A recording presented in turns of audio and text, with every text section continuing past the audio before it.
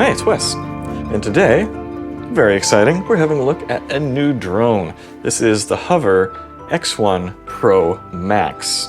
Everything has to be Pro and Max now.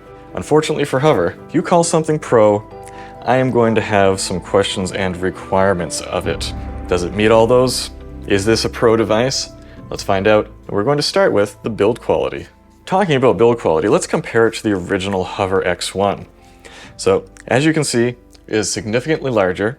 The X1 was easily referred to as pocketable, whereas the X1 Pro Max, it's kind of stretching the definition of pocketability. It does still have the amazing fold-up design that makes it very small. I can fit this in some pockets, but not all and not always. There are many improvements to this design. The plastic in the original cage here, it feels a little bit more brittle. Supposedly the plastic in this is a new composition that is close to unbreakable. Unfortunately, not every part of this is unbreakable, and we'll get to that. If we have a look at the battery in the top, the battery comes off much more easily on the new one, which I feel like has its ups and downs. We have a larger battery with a very similar design, however, same contacts. So the first one we're looking at about 8 watt-hours, and the new one we're looking at 14 watt-hours. That is a huge bump up in power. If we flip this thing around, we will see we have sensors on the bottom, range-finding sensors as before, and we flip it around again, we'll see one big difference. We have an optical and a range-finding sensor on the back to enable much better obstacle detection. Also on the top, we skipped over, there's a screen on this, so it actually tells you what's going on, not just vocally, not with just little LEDs. And finally, coming around to the front here, we have a new sensor. This is the Pro Max, so we have a better sensor design than all the other ones. This one, they didn't state what it was. I suspect it is a 1/2.3 inch sensor. This one here, however, is a 1/1.3 inch sensor, which is capable of 8K 30p video. Very large sensor, not the largest in a drone. I suspect it's the largest in a drone of this size though. All that out of the way, talking about how this is built, it's obvious that this is a much more advanced, more considered design. This was their first product and it was made as low cost as possible because it's supposed to be a very accessible device. This one, again, they put the Pro moniker on it and it looks fantastic, fit and finish looks amazing. However, I had a propeller break. I've had a couple collisions with this. I've seen some other people's reviews where they had a lot of collisions with no issues whatsoever, so apparently I got incredibly unlucky. The original Hover, they sell the replacement propeller kit for just 30 bucks. It's very easy swap out, no big deal changing the propellers on this when they do break. However, this thing was following my son. It bumped into a plastic piece of playground equipment and propeller was broken.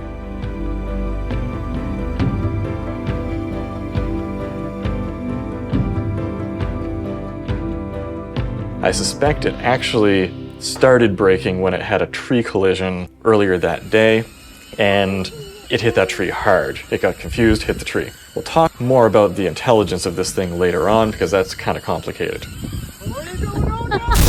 I was going to give this an 8.5 out of 10 for build quality, because this one feels much nicer than that.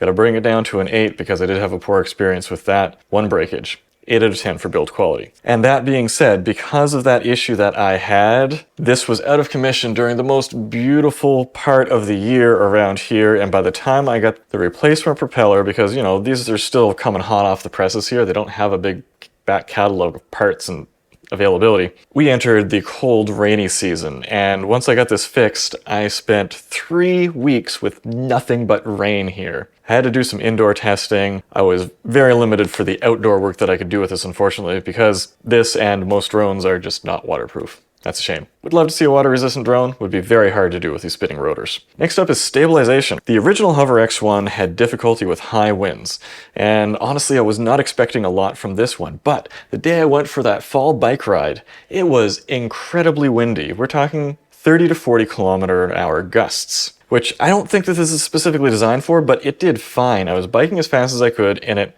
blew my mind. I could not get away from it. The original Hover I could have easily gotten away from. And the footage that it came back with, I was shocked. So in follow mode, this thing is just phenomenal. It knows exactly what it's doing. But when I flip it around and walk towards it in dolly mode, it's almost like it's trying too hard because it's jerking around with every step that I take. Maybe I don't walk smoothly enough. I don't know. Obviously, we're going to struggle with this form factor, this ultra compact form factor. The rotors don't come way out like they do on a lot of other drones. And so in high winds and tricky situations, this is not going to stabilize as well as some other devices. The gimbal works fantastically. I have no issues with that, but even then, sometimes when I've seen it up there buffeted by the winds, it still comes back with smooth footage. So for stabilization, I'm going to give this a 7 out of 10. Image quality. Again, as I mentioned before, this has a much larger sensor, larger optics, and as such, it can give much better image quality, and this is my pain point for this drone. They called it Pro. When I go into the app, I don't see a lot for settings. When I'm working with a Pro device, I want to be able to control the bit rate. There are a lot of settings, like way more than previously. You can choose 265 or 264 encoding. You can choose HDR or standard, or their new color profile, which kind of just bakes it in, kind of like Sony's S-Cinetone, so you don't have to do a lot of editing. So you do have those options. However, the 10-bit HDR, it kind of mucks with the skin tones a bit. I feel like they need to give us a LUT to work on that because I have trouble getting it to look great. All that being said, when you switch this to 8K 30 mode, everything just kind of fades away. The 4K footage, the high-speed footage, it's kind of a give and take.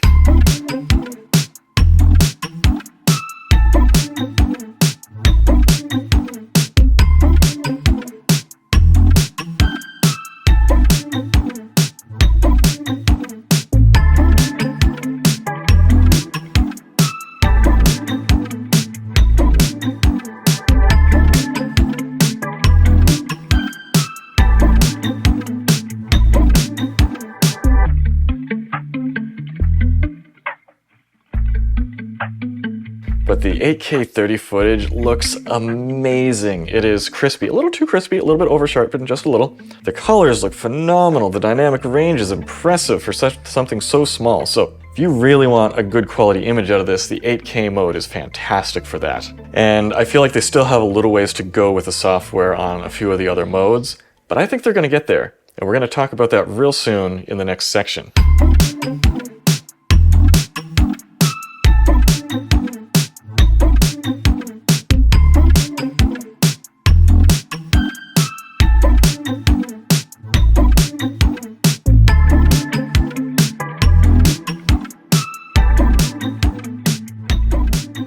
Currently we're recording in the 8K mode because I found that the 8K mode had the highest quality. Not just the amount of pixels, but the compression is better, it's cleaner, it's tighter. It's really getting to the root of the whole picture quality thing.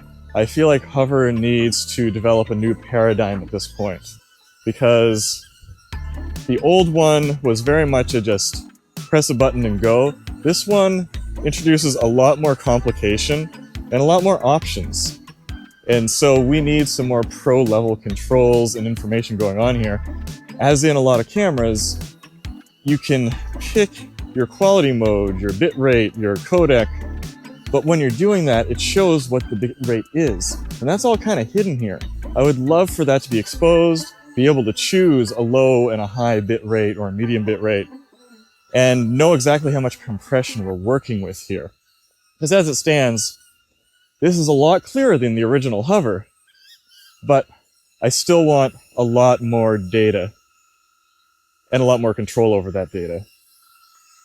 So for image quality, I'm impressed. However, this is still just a small drone. I'm going to give this an 8 out of 10. Next up is usability, and the big part of that is software and firmware. The original one came out with slightly half-baked firmware, but the manufacturer aggressively updated it. So fast, so much work. Like, I know they put a lot of work into building this, but I feel like Hover is really a software company. The rate of development they've been doing has been phenomenal.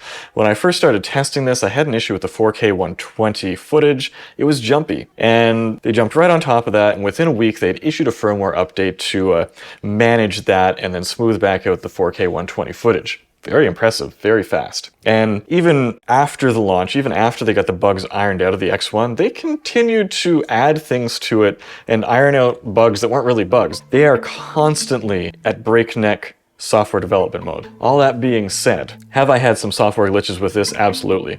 It's just coming out right now. So there are going to be some early adopter growing pains with this device. I do, however, expect at least 95 to 98% of them to be ironed out within the next few weeks or months. The software itself is nice, very simple, but as I mentioned before, I want more options and more granularity to what I can control through the software interface now that they're putting the Pro moniker on it and they have that beautiful 8K sensor. If you haven't seen the original Hover X1, this operates in a variety of flight modes, so you can choose a variety of different ways of using this.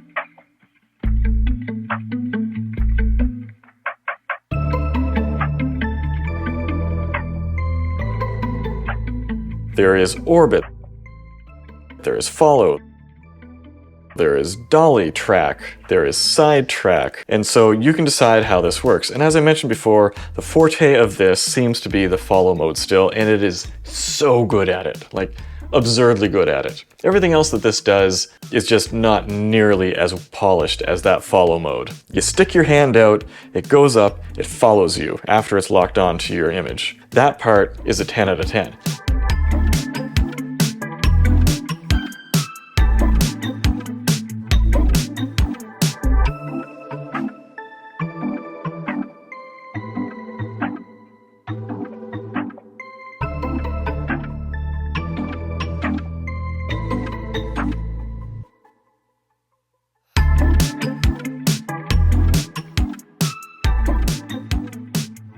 Once we introduce all the other bells and whistles, such as you can control this with your phone. And while doing so, it works great. You can control the exposure, that's nice, but it's communicating over Wi-Fi, not a dedicated long range or high output radio system like some other drone manufacturers use.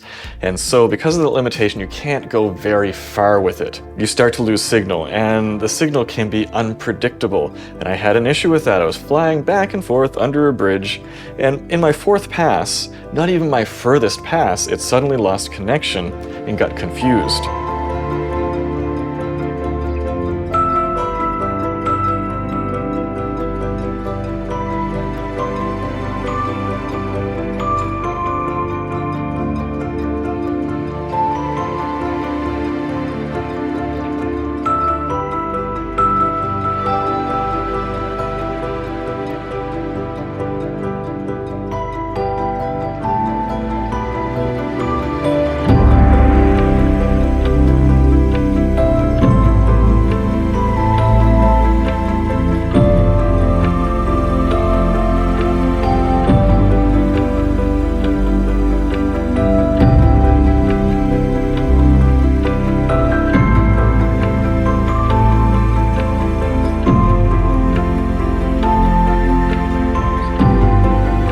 In that case, it's supposed to take to the air and go back to where it started. This has some very accurate GPS positioning.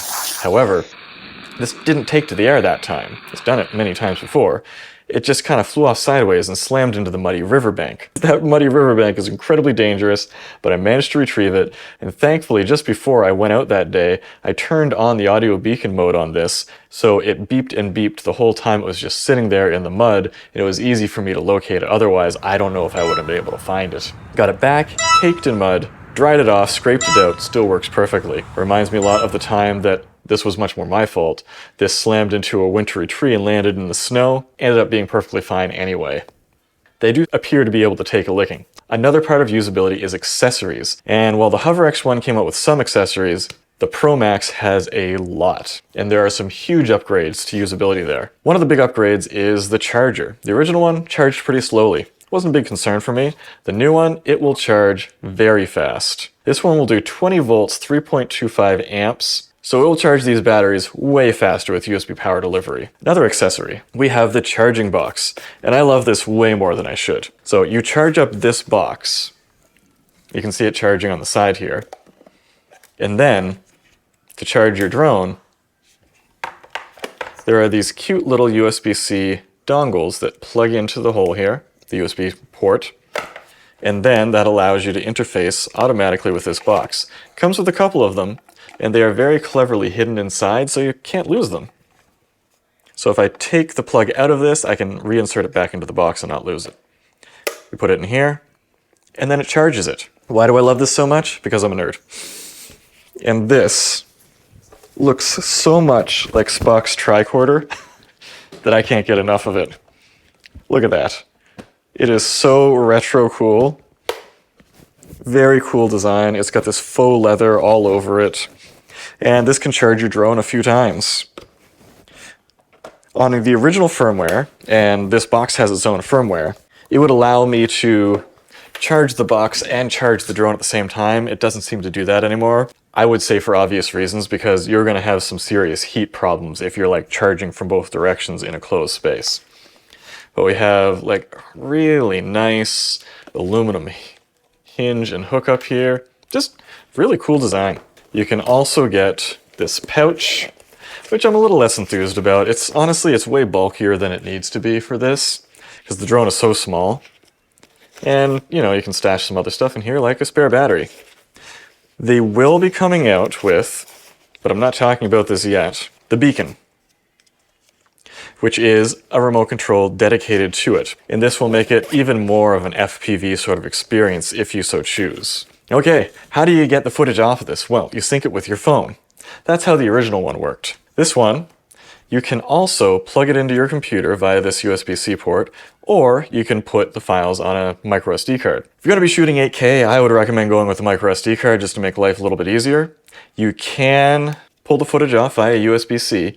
It does not pair well with modern USB-C systems. Seems to be a slightly older interface, so to pair with my Mac, I have to use an A to C cable and then adapt the A back into the C into my Mac. So if you have any issues with that, just use that workaround. This works with a lot of things though. There are a lot of things that manufacturers will say not compatible with Mac. You just have to use an A to C cable to plug this in and then convert your A back into a C port. It's complicated, but it's not. It works. So for data transfer speeds coming into the Mac, it only averages about 35 megabytes per second or 280 megabits per second. It's a little bit slow. It's certainly better than Wi-Fi, certainly better than going through the phone. My phone storage filled up almost immediately trying to pull those 8K files off, so I'm glad that we have options there being wired or using the micro SD card. If you use the micro SD, obviously, you're going to be way faster there. Alright, so overall for usability, currently it's an 8 out of 10. As far as drones go, once the software on this is fully baked, it's going to be like a 9.5 if they get there. But I have to go based on where it is right now. There are some niggles. It doesn't always come back the way it's supposed to. It hates my face. Anyone else's face. If I'm standing near anyone and I try to get this to track me, hold it out, and look at my face, it does not want me. It wants anyone else in the room. I have this issue with tons of cameras and everything else, so it seems like the face training dataset just does not like this. I would suspect it's because of my lack of hair. I don't know. We'll see. No, we won't. Let's give a little demonstration of how simple this is. I'm gonna hold down this main button. If you tap it, it just shows you the battery life. Very convenient. We're done booting up. Current mode. Follow. I would like to be able to control the volume of that speaker. A little bit quieter would be nice. We have our screen showing what flight mode we're in. Orbit. Bird eye. Dolly track. Hover. Zoom out. Follow. Those are all our flight modes. Now, once you're connected to the beacon or the phone app, you can customize each of those modes, bake it back into this so that it's ready to fly in whatever way and whatever recording method you want. So let's give that a try. I'm going to connect with my app here. It already noticed that my app was connected. And almost every time I open the app, there's a new firmware update. Actually, no, let's do the firmware update. See how well that goes. We're downloading the update. 2 minutes later. Just my luck, this is quite possibly the lengthiest firmware update I have installed on this. Wow. I think the last update I installed took about 20 seconds. Firmware update completed. How friendly. Let's go into the settings. So we're going to try hover here. Going to switch us to 4K 30 because that's what we're recording at here. Let's try the hover cine. I haven't used that a lot because it's a newer firmware update. Hover. Alright, so we're in hover mode. Let's give that a try. Continue. Hover.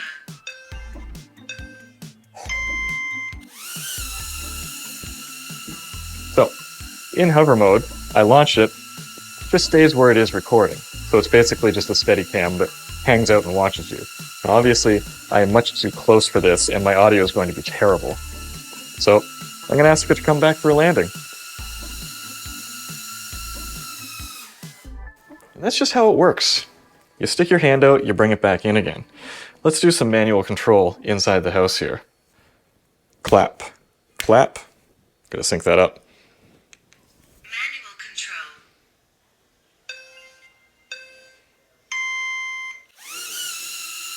There we go. The cat is terrified. Let's use the controls and continue to terrify the cat.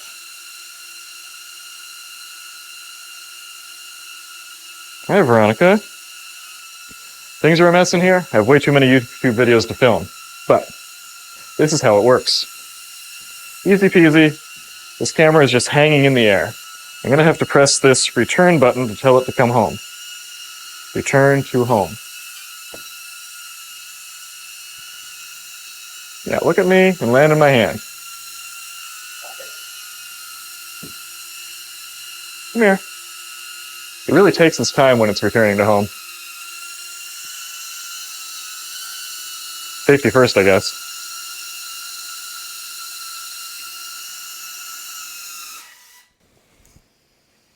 There we go. Moving on to value. This one's pretty complicated. Because, yes, you can get drones that follow you for less. Stuff like the DJI Neo is $200. That has a 1/2 inch sensor. DJI Mini 2 SE, $280. 2.7K, 1/2.3 inch sensor. These are not things that do 4K 120 or 8K 30. As a matter of fact, almost no other drone does do 8K 30. That's kind of wild. If you're going to be using the fullest level of this drone, using the 8K, using the 4K 120, we've got to go up market here to drones that are difficult to compare it to because with their controllers, it's a more robust signal. They're generally not used in a follow manner, but here we go. For that level of output, there's a DJI Air 3S that does 4K 120, has a 1-inch sensor, even bigger sensor, $1,100. Then there's the DJI Mavic 3, 4K 120, it's a 4/3-inch sensor, $1,180. None of them do 8K 30 though. Do you need 8K 30? I don't know, probably not. How much cropping do you need to do? And so this is a very niche product category that Hover has found themselves in.